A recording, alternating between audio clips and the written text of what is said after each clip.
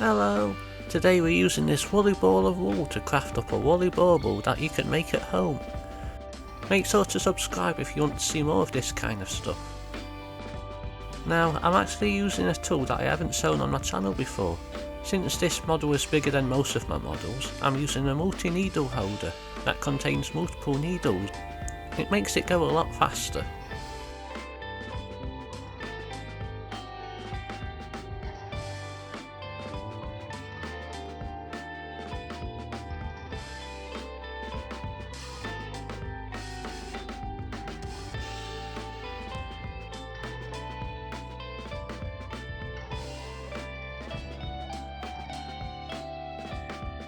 To be honest, it was harder than I thought to get the lines to go straight, so it's a little wonky.